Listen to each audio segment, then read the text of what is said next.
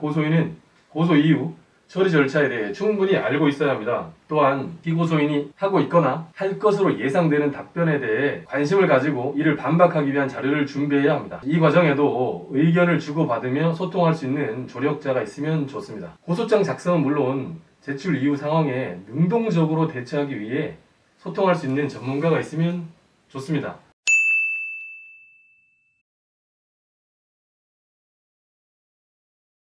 안녕하십니까, 웅변입니다. 얼마 전 영상에서 고소 및 고발장 작성 방법에 대해 함께하는 시간 가졌었습니다. 오늘은 고소고발 이후에 하셔야 할 일에 관해 알아보도록 하겠습니다. 주변을 둘러보면 고소를 하시는 분들도 고소를 당하신 분들도 많습니다. 좋게 보면 권리의식이 투철해진 것이고 나쁘게 보면 분노가 많아진 때문이 아닌가 생각합니다. 지난번 영상에서는 억울한 피해를 당했음에도 불구하고 낑낑대기만 하는 분들을 도와드리고 상황을 타개하기 위한 방편의 하나로서 고소를 독려한다는 차원에서 고소만 하면 공무원들이 다 알아서 해준다는 취지로 말씀드린 것 같습니다. 사실은 고소만 하면 내 할 일은 끝나고 그 이유는 공무원들이 다 알아서 잘해줄 것이라 생각하시면 순진하신 겁니다. 우리나라만큼 사법 불신이 심한 곳도 없을 듯 합니다. 이유를 생각해 봤습니다. 과거 피의자, 피고인으로서 형사 절차를 경험하신 분들 중에는 기관에 끌려가서 하지도 않은 일을 했다고 자백하라고 강요받은 경우가 있었습니다. 정도의 차이는 있지만 분명히 갑의 위치에 있는 기관은 이들에 대해 갑질을 한 적이 있습니다. 피해자 입장에서 형사 절차를 경험하신 분들은 고소만 하면 국가가 나서서 선량한 피해자인 자신을 위해 마지막 보루가 되어줄 것이라 믿었지만 돌아온 결과는 자신의 믿음에 대한 배신이었습니다. 결국 가해자 측이든 피해자 측이든 법은 믿을 수가 없으며 판사와 검사 또한 정의하고는 거리가 먼 사람들이라고 생각하게 됩니다. 그래서 나온 말들이 유전무죄, 무전유죄 혹은 유권무죄, 무권유죄 아니겠습니까?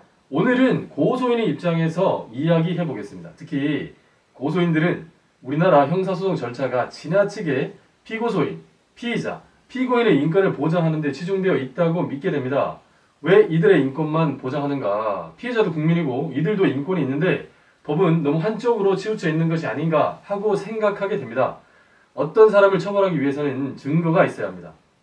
그 증거는 믿을 수 있는 것이어야 합니다. 예전에는 피의자들을 조사할 때 그들의 명예감정을 건드리면 순순히 자백하는 경우도 많았습니다. 하지만 요즘 들어 순순히 자백하는 경우는 거의 찾아보기 힘듭니다. 일단 부인하고 봅니다. 심지어 증거를 조작하고 없애며 숨기기까지 하고 그것이 더 일반적입니다. 예전에 압수수색을 간 적이 있었습니다. 영장을 가져갔음에도 불구하고 문을 안 열어줍니다. 일단 집안에 없는 척합니다.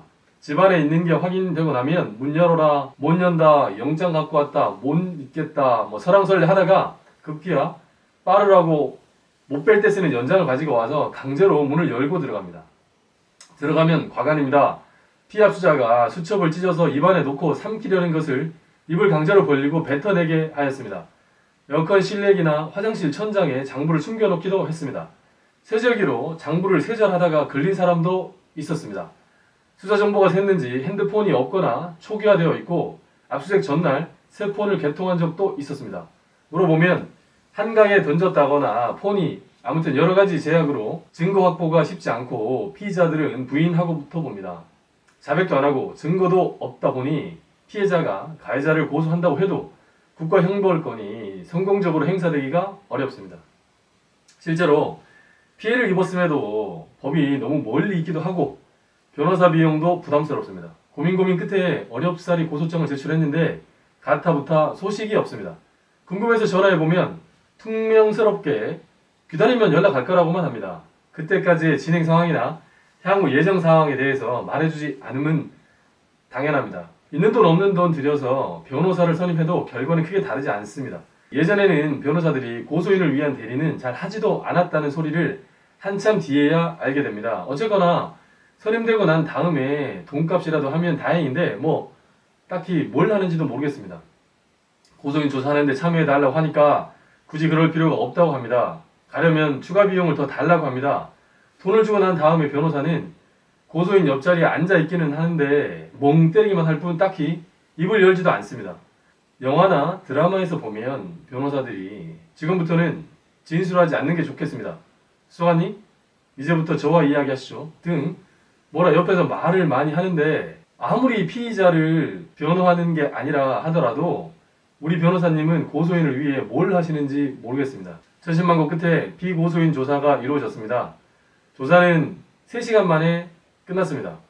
가벼운 얘기로 아이스 브레이킹하고 인적사항 묻는데 1시간 정도 걸리고, 조사 끝나고 조서 열람 시간에만 1시간 썼다고 합니다. 실조사 시간은 1시간밖에 안 된다는 게 납득이 되질 않습니다. 결과라도 좋으면 모르겠습니다. 그런데 검찰은 피고소인에 대해 불기소 결정을 합니다. 고소인이 들인 에너지에 비해 너무나 실망스러운 결과입니다. 이런 성적표를 받지 않으려면 고소인은 고소 이후 처리 절차에 대해 충분히 알고 있어야 합니다. 또한 피고소인이 하고 있거나 할 것으로 예상되는 답변에 대해 관심을 가지고 이를 반박하기 위한 자료를 준비해야 합니다. 이 과정에도 의견을 주고받으며 소통할 수 있는 조력자가 있으면 좋습니다. 고소인은 피고소인에게 당한 범죄 사실을 범죄 구성 요건에 맞게 정리해야 합니다. 이를 뒷받침할 수 있는 증거 자료를 준비하여야 합니다. 시종일관 억울하다고만 하시고 준비를 제대로 하지 않은 채 손글씨로 쓴 10줄짜리 고소장을 제출하면 악성 민원인으로 분류돼서 고소사건으로 접수되지도 못합니다.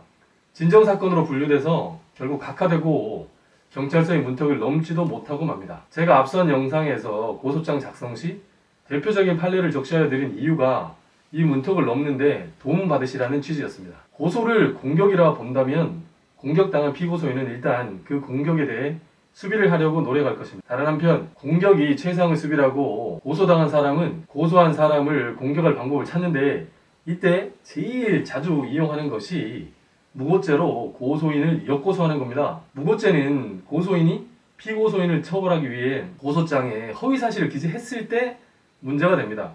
무고죄는 피고소인의 고소에 의해 진행될 수도 있고, 검사가 수사를 하다가 고소사실 중에 허위라고 생각하는 부분이 있을 경우에 고소인을 무고죄로 인지해서 진행시킬 수도 있습니다. 따라서 고소인은 역공당하지 않기 위해서라도 허위사실에 근거해서 고소를 해서는 안 됩니다. 고소인이 피고소인에게 피해를 당한 것이 사실이라면 그 사실을 다소 과장하는 것은 허용됩니다. 객관적 사실에는 부합하는데 법적인 평가를 잘못한다거나 죄명을 잘못 적는 것은 허위가 아니라고 봅니다. 법률 전문가가 아닌 고소인 입장에서 이런 부분은 크게 걱정하지 않으셔도 됩니다. 예전에 피고소인이 누군가에게 자문을 받았는지 무혐의 결정을 받고 나서 곧바로 고소인을 무고죄로 고소한 적이 있습니다. 무혐의 결정 이유가 증거가 불충분해서라거나 고소인의 진술, 기타 참고인의 진술을 믿을 수 없기 때문일 경우에는 무고죄가 아닙니다. 증거 불충분이나 고소인의 진술에 신빙성 없음이 곧 고소인의 고소사실이 허위라는 것과 동의어는 아니기 때문입니다. 고소장 작성은 물론 제출 이후 상황에 능동적으로 대처하기 위해 소통할 수 있는 전문가가 있으면 좋습니다. 소통을 통해 불확실성을 줄이십시오. 불확실성을 줄여서 불면의 밤에서 해방되시기 바랍니다. 웅변이었습니다.